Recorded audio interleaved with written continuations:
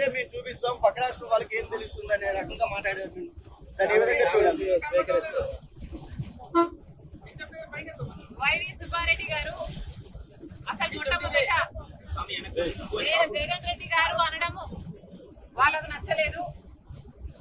సరే, మీకు జగన్ రెడ్డి గారు అని నేను అనడం మీకు నచ్చకపోతే ఇప్పటి నుంచి జగనన్న గారు అనే అన్నాం, నాకేం అభ్యంతరం లేదు. తాకట్టులో ఉన్న బంగారాన్ని విడిపించి ఆ రోజు ఆన్లైన్ రేటుకే మేము కొంటాం. Sharma gold company. కానీ వైవి సుబ్బారెడ్డి గారు వాళ్ళు చేసిన డెవలప్మెంట్ ని చూపిస్తామన్నారు.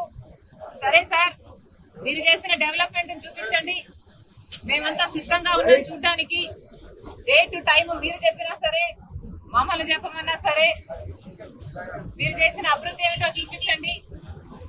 మేమే కాదు, మీడియా వాళ్ళు కూడా వస్తారు, మేధావులు కూడా వస్తారు, ప్రతిపక్ష పార్టీలు కూడా వస్తాయి. మా అందరికీ చూపించండి.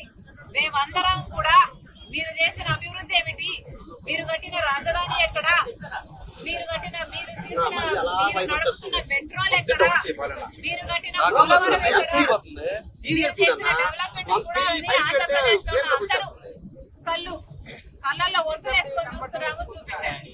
డేట్ మీరు చెప్పినా సరే, టైం మీరు చెప్పినా సరే, నన్ను చెప్పమన్నా సరే రెడీ. రాష్ట్రాన్ని విడగొట్టిన పార్టీలోకి ప్రవేశించిన చంద్రబాబు అభిమాన సంఘం అంతా కూడా